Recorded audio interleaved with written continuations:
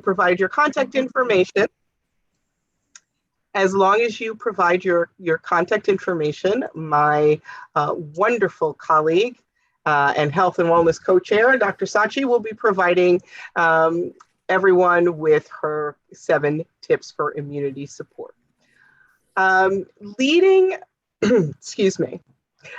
our discussion today is Dr. Ned Murray, who's the Associate Director of the Metropolitan Center at Florida International University in Miami.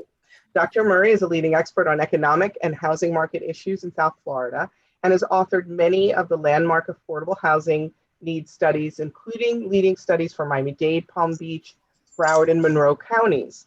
Dr. Murray developed the municipal scorecard for affordable housing delivery model, which was used to evaluate affordable housing performance in Palm Beach and Broward counties. He holds a PhD in urban and regional planning from the University of Massachusetts at Amherst.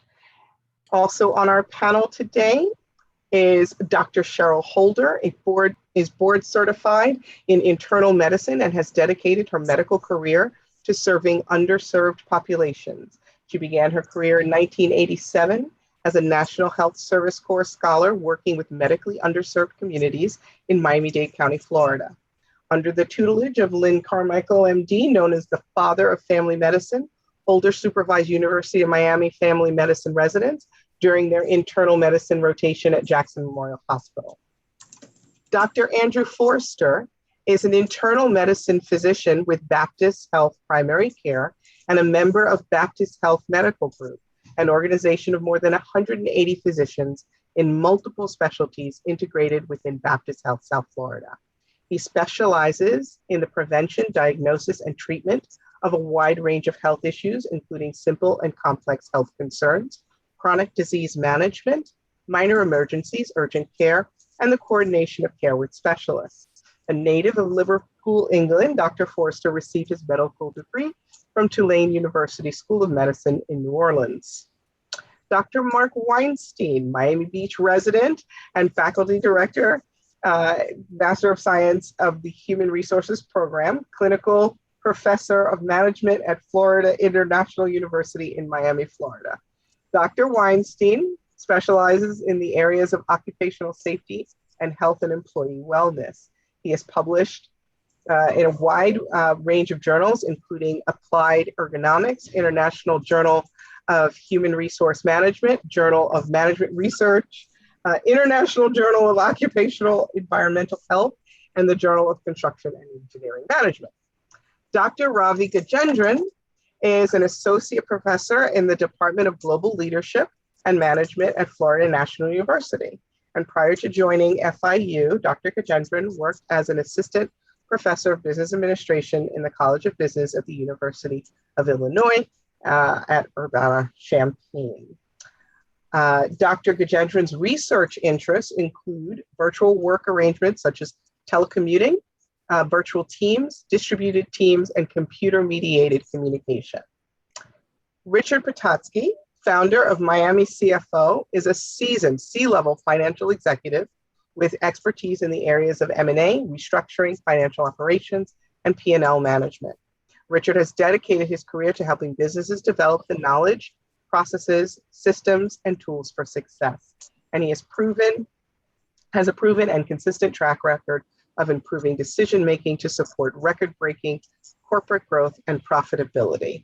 And I think with all of those introductions, we can all agree that we have a fabulous panel that is going to lead us through this update on COVID. And I am going to turn it over now to kick us off to Dr. Ned Murray. Thank you.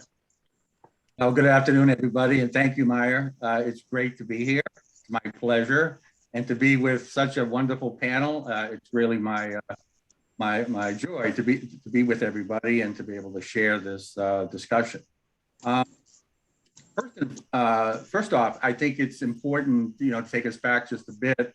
We've come a long way in the last 18 months. We've learned a lot over the last 18 months in terms of the impact of COVID on the economy and certainly the housing market, but also what it's meant in terms of health indicators and other social indicators. It was about March of last year where I think a lot of us were closing down, and our researchers at the Metropolitan Center sat around and realized that we were going to have to respond to this. We would be getting a lot of inquiries about what was happening, and sure enough, we did. After we lost more jobs in the first 2 weeks of the pandemic than we lost in the 2 years of the Great Recession.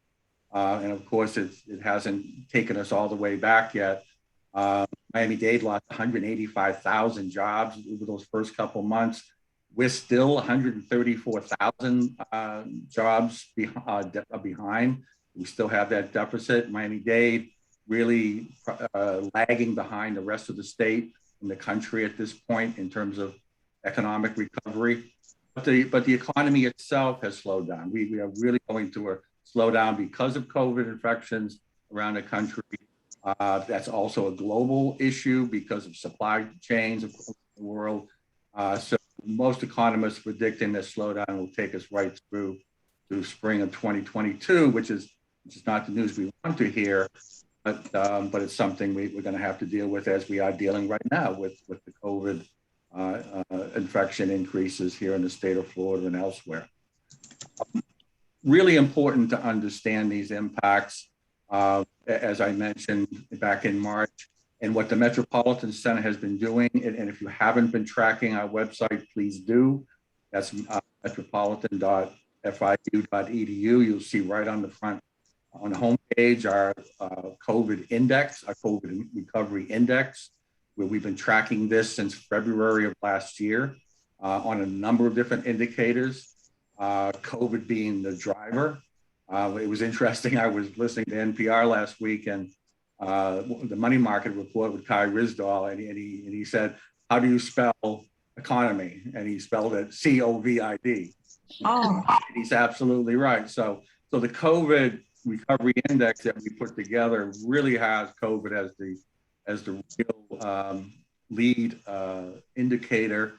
And then, of course, in putting together the index, we looked at a number of lag indicators, mostly in the housing area and also other labor market issues. So you'll be able to see that and see the methodology, and you'll see when you see the latest update where we were doing a little bit better during the spring, and all of a sudden, boom, COVID hit, and now we're going back the other way again. So follow that. If you have any questions about it, please let us know. But that's a really valuable tool. It provides data not only for Miami-Dade, but for Broward and Palm Beach. We benchmark that against the state and the nation. So you'll be able to see all that data in front of you. Let me just say this, because I think Miami Beach is really the microcosm of a lot of the things that are impacting Miami-Dade and even South Florida's larger economy. Working residents, I'm talking residents, working residents of Miami Beach are employed mainly in a couple industry sectors, that being arts, entertainment, recreation, food services, which is about 10,500 workers. I'm talking resident workers of Miami Beach.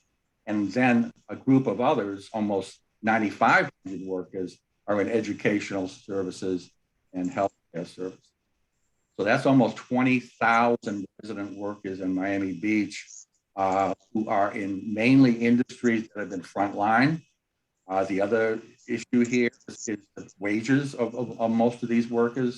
Most of these workers earn less than $15 an hour. Another important point that plays into that is our poverty rate. No one thinks of poverty when we think of Miami Beach typically, but we do have a poverty rate of about 14%. That means there's over 12,000 individuals, many of them workers, living on Miami Beach that are in poverty. Housing issue has always been a big issue pre-COVID. As you know, it's only gotten worse because of COVID and because of this crazy housing market that just blew up last summer and continues to do so. The median price right now, as many of you have heard, of a single family home in Miami-Dade is up to $515,000, a 40% increase since the pandemic started. Condos are also sky high, about a 33% increase. So what Now, in terms of the housing market, which is also part of the economy, which is something we always try to get across to everybody, you can't talk about the economy without talking about housing because they are so intricately linked. But right now, you've got 99,000 households that are paying in excess of 30% of their incomes on rent. So that is really a kind of off the charts. But that means that if you're renting on Miami Beach and you're not, and you're in one of these leading occupations within these leading industries, you're probably cost burden or severely cost burden, which means that you're paying in excess of 50% of your income on housing costs. That number is obviously really concerning, especially when you begin to think of who our workers are and the wages they earn, the fact that they are renting. Let me just correct one thing. That was a little bit high. That's for the county. It's actually 15,000 households that are actually severely cost burdened on Miami Beach. But that's a lot of renter households because they comprise the majority of the workforce. And what we have found in our years of doing housing analysis is that once households reach that 50% threshold, that's typically when they leave. They leave a community, they'll leave a county, they'll leave a state. Because if you're trying to raise a family and 50 cents or more of every dollar is going on housing costs, you obviously can't, you have no quality of life and you can't raise a family. So that's something that Miami Beach and Miami-Dade as a whole need to be concerned about. Because right now, the fact that we still have a deficit of 134,000 jobs since last year before COVID, it means that something else is happening. And I'm sure it's something that Mark Weinstein will touch upon as well. Our labor force has shrunk. And that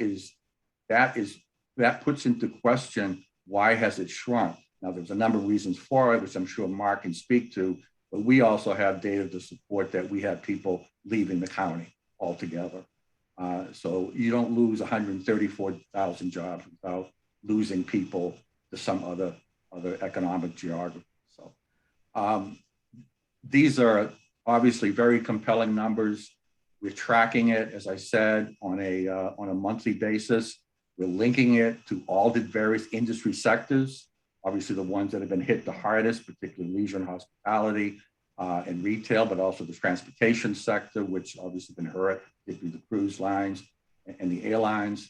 They have come back some, that being the airlines mainly, but all the sectors, it's across the board pretty much.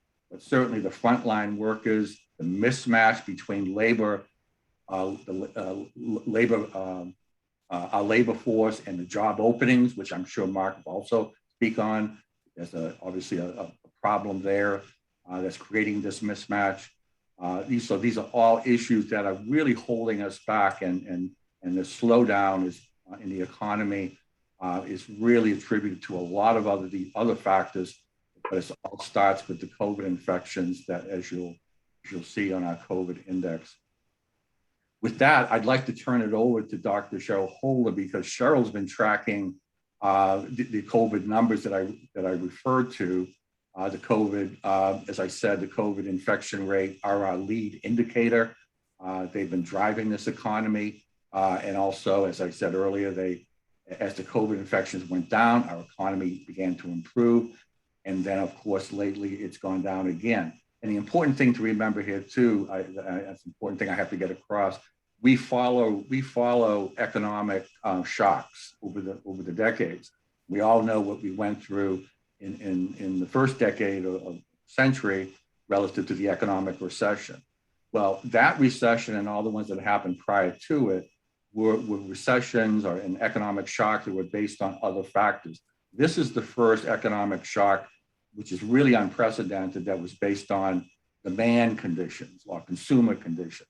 And those continue to drive that. So as consumers begin to feel less confident about what's happening because of COVID infection, businesses feel less confident, everyone gets impacted, then obviously we see this this drive which just continued to play out as it has over the past couple of months to take us back to where we don't want to be. So I'm going to turn it over to Cheryl, and then Cheryl, after Cheryl, we have Dr. I believe I lost. Oh, I'm sorry, Andrew. I'm sorry. Andrew Forster is going to also speak to this from the health perspective, and then we're going to get back into some of these other economic and social issues, starting with Mark Weinstein, who will discuss the labor market. So with that, I turn it over to Cheryl. Thank you. Hi, thank you, Dr. Holder. I'm really happy to be here. You bring up issues about health. As much as we think about health just as the physical being, but really we know it's where you live, where you work, where you play, all the policies, all your access to money and power that drives your health outcomes. And coronavirus has proven that to be so true. When we look at the worldwide cases, we're looking at what, 200 million plus people already just infected, and how many millions have died. In Florida, we know so far about 48,000 deaths. And when we look at our locals, we'll see who is dying. And it takes us back to, I'm sharing my screen, it takes us back to what we know about illness, as we said. Because why we're so far, we have in Florida 583,000 cases. It shows how many vaccinated, how many are fully vaccinated. We're only at 55%, 56%. Look at our record deaths, 4,900. That was just in August for 1 month. So we have 2 new deaths of tremendous numbers. Then if you look again at this rate, we see hospitalizations, ICU. And we look at the population that are lower income and comprise a lot of the workforce that you see on Miami Beach and throughout Dade County, where our Black population are 16% of the deaths and they're 16% of the population. And you look at the Hispanic population, they're 25% of our population, but they're 40% of our cases here, and with 25% of our death.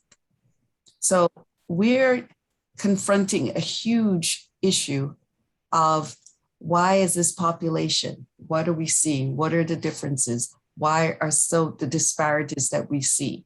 And we know that if you're living in small environments in a respiratory illness and you work in the service industry, and we know much of the population we see are in the service industry, you're going to get exposed. This infection doesn't discriminate.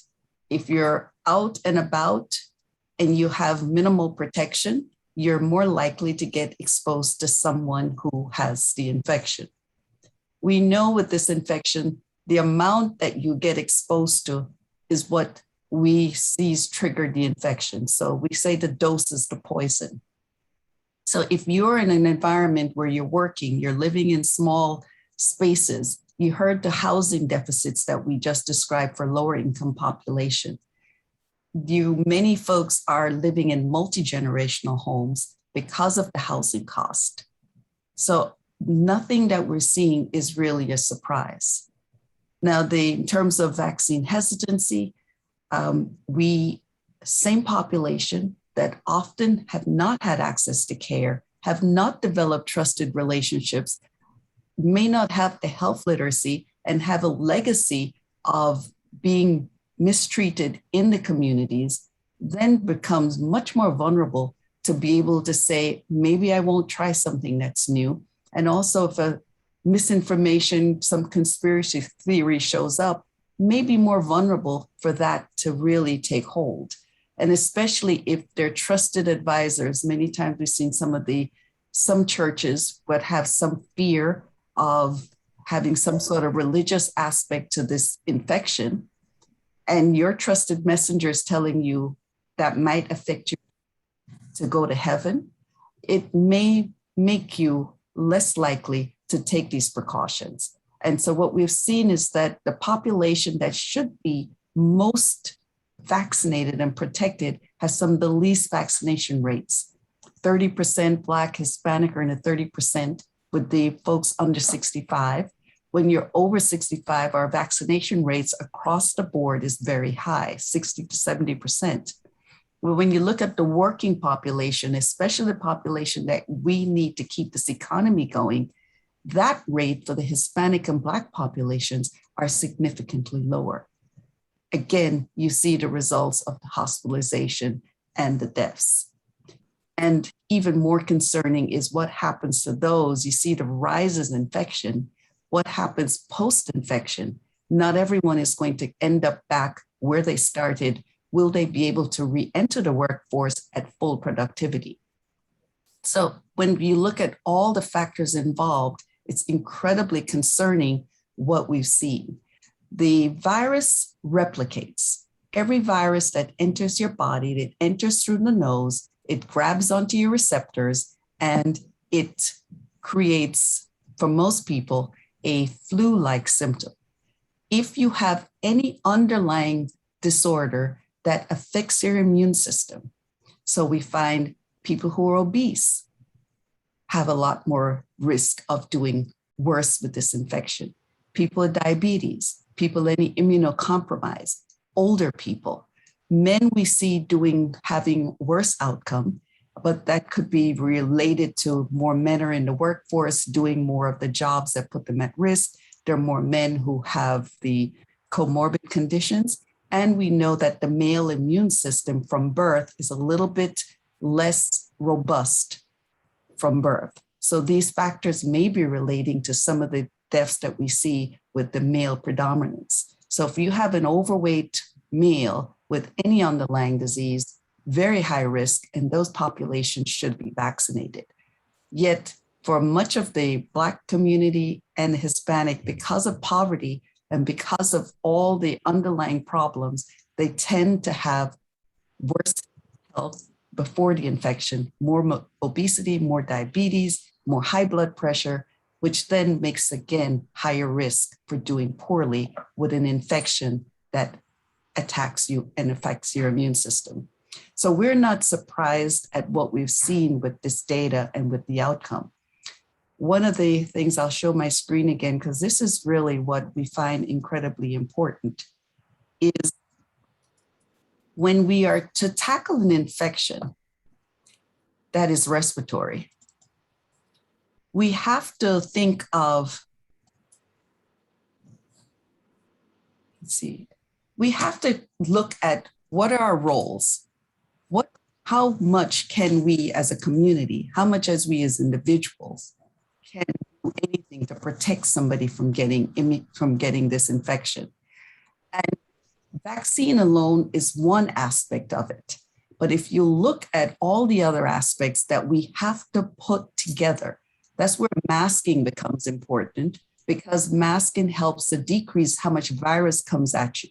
If you get a whole lot of virus, chances are you'll get infected, because this infection has never been in our world. So we do not have any immunity built up to fight an infection and control the infection. The only way you're going to get immunity from this infection is either to have the actual infection at some point or get a vaccine. So if we try to not get the infection till we get the vaccine, we need the mask, we need the distancing, we need the hand washing, we need proper ventilation so that we can have good air exchange so we don't have the viral load to be concentrated in the environment. We need the individual to do this, and we need our community to do it. So this is where we see businesses putting in their mandates. This is where we encourage the schools to say, what can we do as a community to protect everyone? And again, vaccines is one of the shared responsibility, because what the vaccine does is help your body develop the power to fight the infection, to decrease replication of the virus. Because as you decrease replication, you decrease the likelihood of a more virulent strain coming into our community. And you're able to decrease the amount of people you would be able to infect with this virus. So we need the vaccines. We need the policies that help us. Even if all you do in your businesses is to say, put on a mask, what you're doing is decreasing the viral load in the air. You're decreasing the ability of a virus going back and forth from the other person or from you. So together, the shared responsibility and the personal responsibility will help to do and hopefully reduce this virus, this pandemic that we're experiencing now. The variants will continue to arise because the world is not fully vaccinated. We in our community, because we're so close to Latin America, which has very poor vaccination and very poor, our risk of getting exposed to variants are very high. So we especially have to use the shared responsibility of the distancing, of the mask, of protecting our bodies, of improving our health systems, of improving our housing structure, our entire community, if we're going to get beyond this and keep our businesses going. We can't do this unless we work together. I've been in a restaurant recently where half the employees were not masked. Some of the people were masked. They didn't have enough outdoor seating. So that environment for the most people will get a little cold and be okay. But for some people, they'll get pretty sick. No surprise that the Dade County school system has fought a loss of bus drivers and teachers because children are also susceptible to infection. We had 244 kids admitted who are under age 18, and we're having 4 deaths worldwide with children. The variant is much more infectious than the original variant, and that's what we're now seeing. Most children do well, but many children may not do as well as previously happened. And as the variants change, we may see more infection with the children. We don't have the vaccines yet for under 12, but we can help to protect them by creating as many people around them that are less susceptible to this infection. And that's where, again, masking, social distancing, hand washing, reducing, if you're sick at all, staying home, testing more will be easier so we can find the asymptomatic carriers and get them out of circulation. If we don't work closely together, we will never get beyond this because we have to get the sick out of circulation. We have to get our bodies stronger to not get infected. And we have to, as a community, help stop transmission of asymptomatic carriers and symptomatic carriers. So I hope I was able to give a brief overview of why some people are more vulnerable. We have to, as a community, give one voice, and I think we'll get people a lot farther in accepting that getting the vaccine will help the immunity, using the other measures will help transmission, and together, if we do all this together, within time, we can control this pandemic. Thank you, Dr. Holder. I want to be able to allow Dr. Andrew Forster to build on that from the medical perspective, then turn it over to Dr. Mark Weinstein, who will get back into the labor market discussion, which I had provided a brief overview of as well. So with that, Dr. Forster, thank you. Okay, thank you. Last time you all asked me to speak to you, we were talking about Zika. Anybody remember Zika 5 years ago? Thankfully, that never came to pass. But this is a totally different ballgame in terms of a public health threat. Right now, across the country, we're in our 4th wave of COVID. As Dr. Holder talked about, the Delta variant, which we're seeing most cases of now in the US are caused by the Delta variant. This is much more of a catchy virus. It's easier to get it and maybe more lethal. Just to piggyback on a couple of things that Dr. Holder said in terms of some statistics, there's been about 3 million cases in Florida of COVID since the beginning. There's been about 46,000 deaths in the state of Florida. Right now, we're averaging about 250 deaths per day in the state. There's about 15,000 cases per day in the state of Florida right now. So things are pretty bad, and everything you see on the news is true. Things are maybe a little bit better than a couple of weeks ago, at least as far as Baptist is concerned. We're pretty close to 1,000 patients in the hospital across all of our hospitals, which is getting pretty close to being at capacity. That's a little bit better now, but we're definitely not out of the woods. I was looking at some statistics, as Dr. Holder said, actually the vaccination rate in Miami-Dade is pretty good. We're almost at 70%, which is much better than the rest of Florida. Unfortunately, some of the more northern counties in Florida have very low rates in the 20 and 30% range, which is not good. Vaccination is the only way we're going to get out of this pandemic. Actually, Baptist Hospital has just decided to have a vaccine mandate for all employees now. So all employees will be required to be vaccinated. Just to touch on a couple other things that people have said, as noted, I do work on Miami Beach, and I am seeing, in terms of economic effects, a lot of my patients worked in hotels, restaurants. A lot of those people, they did lose their jobs. Some of those jobs are coming back, but it's very slow. And certainly we are, of those patients, a lot of them right now are getting sick with COVID. The majority are unvaccinated. And so, as I say, the only way economically that we're going to get better is if people get vaccinated so everybody can get back to work and not be afraid about getting COVID. So I'll keep my remarks brief. I don't know if there's anything else that I need to address. I think Dr. Holder did touch on some of the issues that we're seeing, especially in the minority population.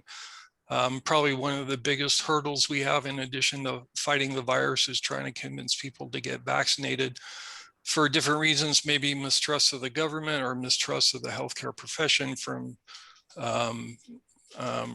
in certain populations, make it harder to convince people to get vaccinated. And unfortunately, things like social media and Facebook don't help with spreading misinformation about the vaccine and the disease.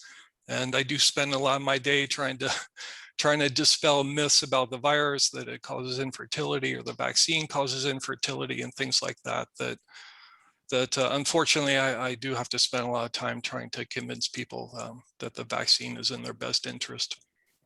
So I'll stop there and thank you. Thank you very much, Dr. Forster. I'm sure we're going to come back to discussing the medical side of this and larger public health issues with both you and Dr. Holder. But for now, let's get back into the labor market and these specific industries that are being impacted by COVID. So we'll start with Dr. Weinstein on that. Thank you, Mark. Yes, well, thanks everyone for being here, and a real shout out to my colleagues at Florida International University, Dr. Holder and Professor Murray, because the work of the Metropolitan Center really, for instance, gives you a pulse of how our local economy is doing. I want to talk a little bit longer term about long-term structural changes. Excuse me, I'll do this briefly. As Ned mentioned, we are experiencing the paradox of sort of a slow local recovery at the same time that we have unemployment that's relatively low in tight labor markets. And how is this? Well, a lot of it has to do with the great exit from the economy. In 2000, 68% of the workforce, people of the working age individuals, were in the workforce. Went down to 64% in 2008, and now it's about 60%. And we know what the reasons are. We have no childcare hitting the lower end. We have a general reassessment of work, people questioning their commutes. We have COVID, which is keeping a lot of people out of the labor force. And then we have, on the positive side, a lot of people who have 401k programs that have done pretty well. And they're also deciding that they indeed may exit the labor force. Now, on the one hand, for my students in the human resource program, this is great news when they're in our program and looking for work. and really tough news once they get a job, and it's their responsibility to try to navigate the situation. What I could say probably is that locally, it's going to take some time for this labor market adjustment to work out. Labor markets don't respond quite as quickly as other markets for obvious reasons. We have the issue of skill mismatch. We have the issue of slow or almost decreasing numbers of immigrants, which is very unusual for the United States. At the same time, people like Ravi and I, we study organizations, and American organizations are very, very agile. And one of the things that is also happening at the same time you have this great exit from the labor force, you have this great turnover.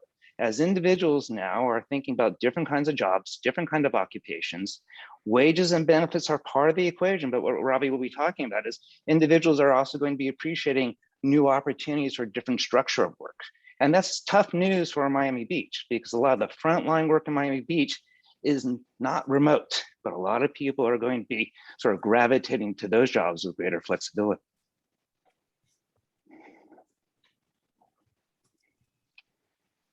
Thank you, Mark. Dr.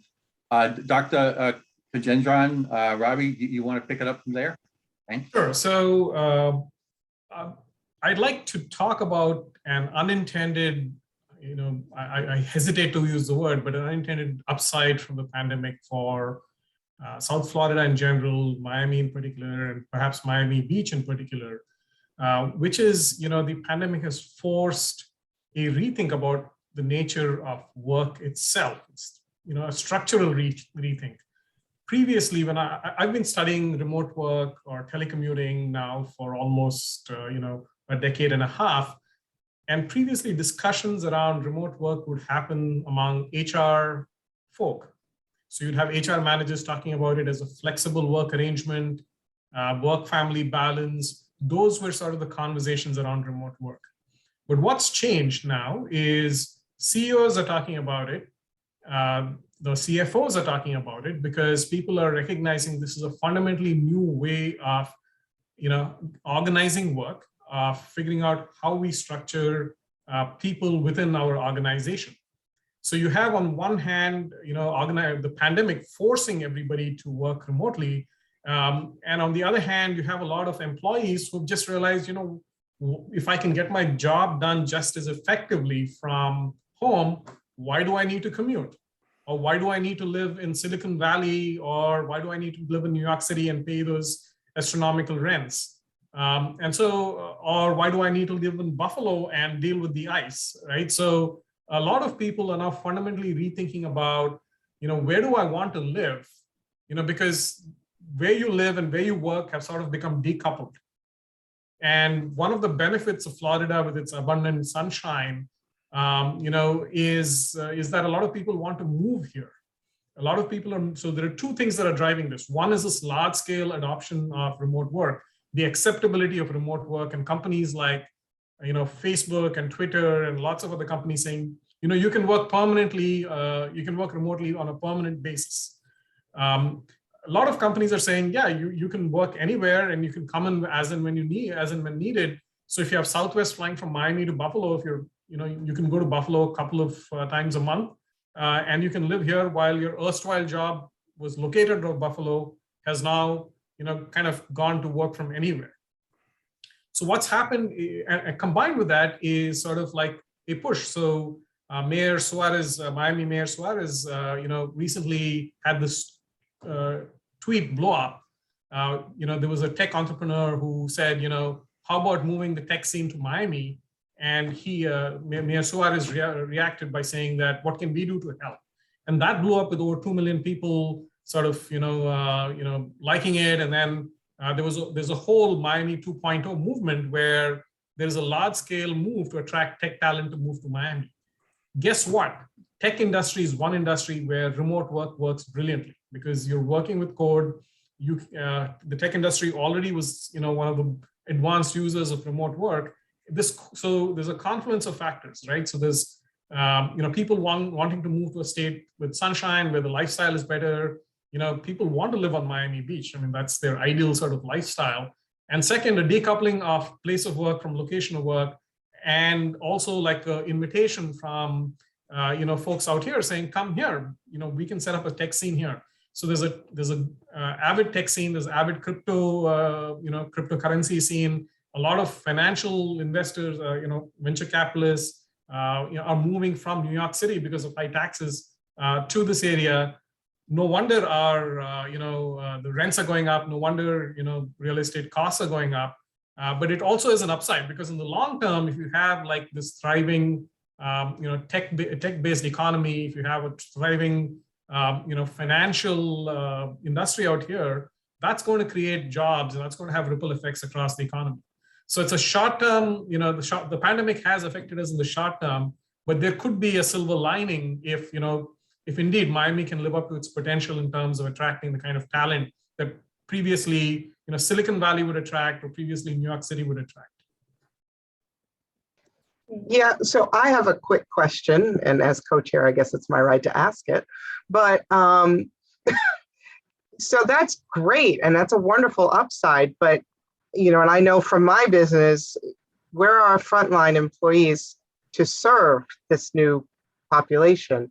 When are they coming back? How are they coming back? How do we recover?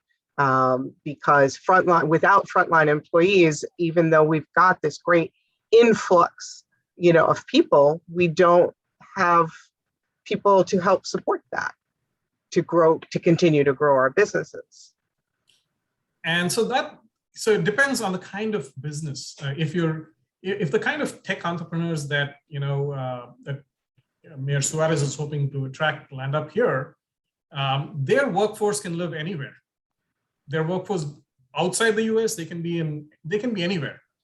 But if you have a thriving tech scene, if you have a lot of folks who are high net worth individuals, highly paid tech software engineers, highly paid senior executives living here, that creates sort of downstream ripple effects, because they're going to eat out. They are going to, use services here. They are going to live here. And that, so in the short term, yes, there is going to be a adjustment, because you don't have the people to support that.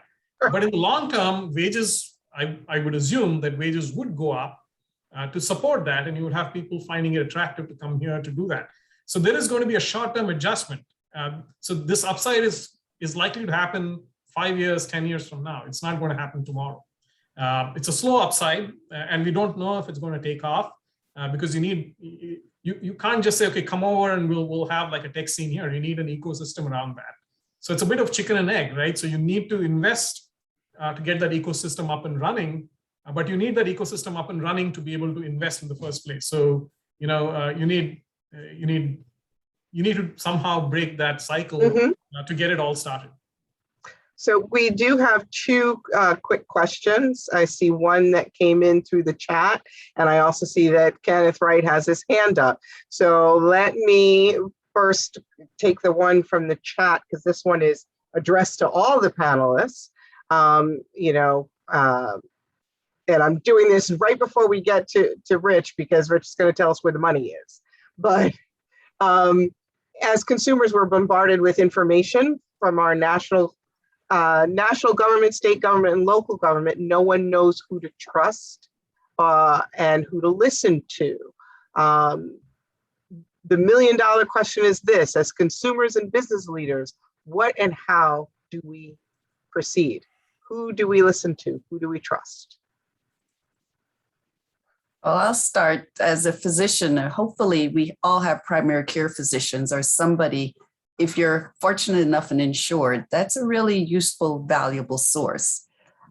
The CDC and our established organizations and WHO have been maligned by forces, but if you look at the data, they have been telling the basic truth about this infection and the best ways to use public health measures.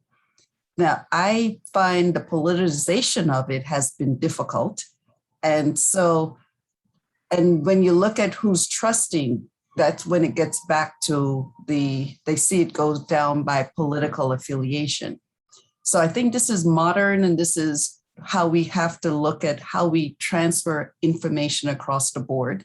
And I think most people, doctors at this point, and these standard organizations in the world should be trusted. Now, whether you want to or not comes by which news channel you watch. I think at this point, we have to understand that news is about entertainment and about getting eyes. And we may have to, at some point, as business leaders, if you want the population to stay alive, when there's media that is going against so much of what the health message and what the science shows, as best as we can within the science, there should be some community uproar and to find a way to stop it, because humans are vulnerable and this is just part of the human condition. So who you trust, hopefully you find a physician that you've worked with over years and you can trust that message. Then with the standard CDC, which I still think is reliable, WHO is still reliable, and then do some of and look that news media may be biased and go from there. And knowing, trust yourself. I think my grandmother taught me about cover my nose when I sneeze. It doesn't require a whole lot of common sense to know that using a mask, standing back, will decrease some bad stuff coming to you. And what's so wrong with all of us putting bad stuff from coming to us? So not to be so susceptible to things that you kind of know is right, then you can help yourself in making these good decisions. Thank you. Kenneth, you had your hand up first. Yeah, the only thing I want to say is I loved, where is your name? Where are you again? Is it Dr. Holder? I loved I've never seen that Swiss cheese graphic. And I think that's the problem that people have, is that they think it's a piece of cheddar or whatever. And then and they're getting confused. And I really think that if Joe Biden, I know he's talking about the vaccines today, if he went on there with that Swiss cheese graphic, it might make some sense for some sandwich eaters out there. Because Dr. Eileen Marty, I must give credit, Dr. Eileen Marty brought that to FIU and we are all sharing it because it's so perfect in explaining how you could set, if you could send me that graphic, I would love to use that myself in my social media. If I get a copy of that, because to me, that explains it and it makes it, I think for a lot of people, that would fill in a lot of blanks they don't get. Is, it's not just one thing that's going to do it, and all of them have holes in them. And only by putting them all together can those holes be covered. So thank you so much for sharing that, that concept. Thank you. So before we take some more questions, which we will, I did want to get to Rich Petotsky and let him bring us home with what funding is still available. Where's the funding going? Okay, thank you. Rich Petotsky, Miami CFO. So I've been dealing with the CARES Act and the stimulus money since last March, April. As most of you know, the Shuttered Venue Grant has closed. The Restaurant Revitalization Grant ran out of money. PPP is closed. They are at this point. If you got the Shuttered Venue Grant, there is a supplement for that. But currently, the only thing available to people who got shut out of the Restaurant Revitalization Grant or are looking for money, they are increasing the EIDL, the Economic Injury Disaster Loans. They've raised it once already. It was originally capped at $150,000. They raised it to $500,000. Now they are raising it to the original cap, which is $2 million. It is based on your working capital. They do pull your tax returns. But if people are out there and desperately looking for money as a business, that's a really good way to go about it. It's a 30-year, 3.25% loan, so you do have to repay it. But right now, as far as stimulus goes, that is what's still out there. There are also the employee retention tax credits available. They are going to shut those down as of 9/30. They took the allocated money from the fourth quarter and they're putting it to the infrastructure bill. They're going to sign it into law 9/22. So I'm a little bit ahead of myself, but all indications are they're going to sign that bill. And when they do that, it will shut down ERTC for the fourth quarter. But because of the nature of the employee retention tax credits, businesses will have up to 5 years to file the amended returns and get that money back. So those are refundable tax credits. So that's what's currently still available. If I'm missing anything, I'm happy to hear about it. Thank you. Thank you. All right. So we have a few short minutes for questions. I'm going to let Bimal ask his. Right. Thank you for the opportunity. It was a wonderful presentation, Dr. Holder. Would like to get a copy of the Swiss cheese. And to the earlier question about, community leaders, I do to my community reach out and talk about hardcore science facts, some that I have experienced that on the website, the CDC provides an update on your health if you need to retest yourself or, find out things. And I shared that and there was a good response to that. So just putting out the facts out to the community is helping. And that's what I've been doing as a business leader to my community and to my database and promoting the facts, and would love to do that. Couple of things on the hiring side on the front line to resonate with what Maya was speaking earlier. That's been a challenge. I've been a recruiter and trying to recruit for many of my clients, and the frontline workers are still a big challenge. And there's been many reasons of why, whether because it's remote working environment or this, but the frontline workers need to be working in specific places. So I wanted to know from the panel, what are some of the ways we can get the frontline workers to, even when we are hiring them, even when we are offering them a job, even when we're saying you're hired and you pick up and start your job tomorrow, they don't show up. And it's just such a hard time trying to understand what's going on with this frontline worker challenge, in any labor, and especially in health and construction. Medical and construction, those two industries has been a huge challenge. So would like to know from the panel, what are some of the things that as a recruiter I can do to make sure that we can get the people that my clients need? I'm going to sort of jump in quickly, but I think Ned probably will have something to add to this. We have a challenge, it's structural, and that is the low wage service industry is not sufficient in Miami to have housing, as Ned mentioned. We have these frontline workers spending a lot of their money, on housing. At the same time, they're facing very dangerous work. And ultimately, it's probably going to be a restructuring that's going to take a long time and be somewhat painful. We're going to see essentially higher wage workers drawing, hopefully, the wages a little higher. But as we know, trickle down doesn't work very well and very fast. So what a lot of organizations are doing is they're trying to figure out how to do more with fewer workers, get higher productivity, which in turn supports the higher wage in the short term. So I've seen some restaurants do very innovative things, where necessity is a virtue. Necessity is a virtue when you have to find ideas, right? And so restaurants trying to see how servers will rearrange work, so there's not as many bus people. At the same time, the servers are doing pretty good in a lot of restaurants, so they seem to be okay with this. Other industries are finding to bring ways of getting people out of the labor force into the labor force, but it candidly, that is very challenging because sometimes people are a labor force for quite some time and they're not labor force ready. I'm going to stop now. Ned may have a few things to add to this. Can I add a few? I'm the doctor for a lot of these. My patients, I'm at Jackson, that's where I work, and I worked at Jacksonville's, and those are the patients I care for. They want to work, but by the time you get up and have to take an hour and a half on public transportation to go to a minimum wage job where they often don't feel respected, they're frustrated. Depression is a huge part of what I see in much of the 30 to 40-year-old workforce, and nobody is addressing the mental health. When you spend so much of your income on transportation, on your housing, on your stresses of family, and then you're eating poorly, depression is one of the issues. It's not going to make you want to keep fighting.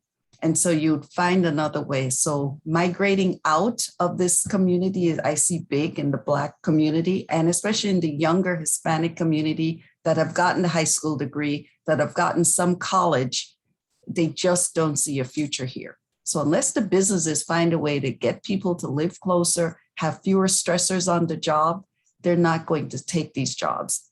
And if they take them, they won't stay. Yeah, I was just gonna add to Dr. Holder's remarks. In fact, we have to understand that the worker, frontline worker that we talk to or interview is coming distressed. They're distressed for a number of reasons. It could be health related, it could be family related, particularly childcare. It's obviously housing. You know, are you going to be able to pay the rent, pay the pass-through rent? Because you got to remember, you know, it's not just being evicted for existing reasons. It's also the fact that you can't come up with the pass rent. So the majority of our workers are in distress right now. And we have to understand that as employers, that's what we're dealing with. So the more that businesses can do, Dr. Holder's point, to understand that and have that conversation with our workers, whether it be housing, whether it be childcare, whether it be other family matters, we're going to have to be more involved and treat workers as people who are coming with issues that are obviously impacting their quality of life. Thank you. And I wanted to give this the last moment to Dr. Saatchi to share hopefully 7 tips so we can wrap up on an upbeat on things that are in our control. 7 tips to support our health. You are muted, Saatchi.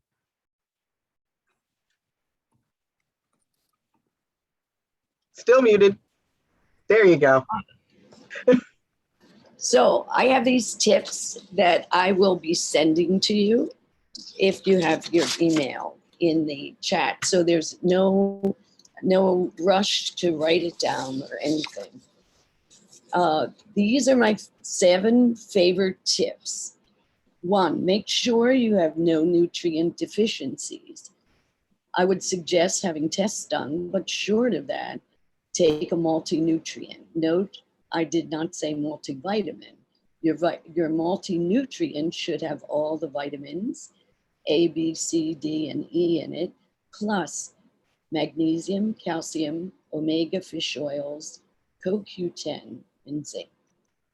2, aim for making 1 fresh juice a day. Use a bullet or any blender, Vitamix, whatever, because those juices you buy in all chain grocery stores, including Whole Foods, by the way, have already spent days just getting there. And on top of that are pasteurized. So try your fruit juice in the morning a few days a week and a veggie juice the other days at any time. 3, mushrooms are your health ninja friends. Get powdered forms of reishi, turkey tail, chaga, lion's mane, and I like to add the powdered root of an herb, ashwagandha, because ashwagandha improves the body's defense against disease, period. How do you use these powders? Easy. Put a half teaspoon full of each in a beverage of your choice for an energizing, immune enhancing, amazing drink. And by the way, if you drink coffee or black tea or green tea, you can add it to that for a real kick in the morning. By the way, did you know that hospitals in the US and Japan have approved of the use of turkey tail and chaga mushrooms to combat the effects of chemotherapy and radiation? Mm-hmm. Turkey tail has been my all-time immune builder favorite, and I've been using it with huge success in all immune disorders for decades. Chaga is an adaptogen known for its anti-tumor, antibiotic, antiviral effects. Plus, it works not only on those surface immune cells, but also deep within the bone marrow.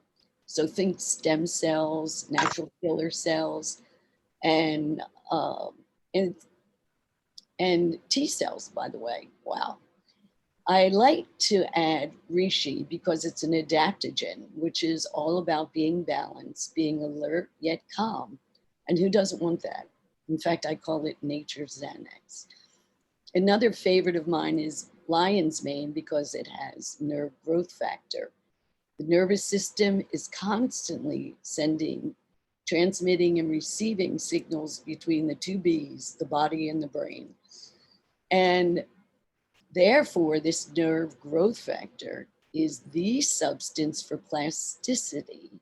And we've all heard about that in the brain. That's what it depends on, the nerve growth factor. Lastly, ashwagandha root is an adaptogen, so raises energy, lowers stress, increases insulin production, and lowers levels of blood sugar. Ashwagandha, by the way, is counterindicated for obvious reasons if you have autoimmune disease.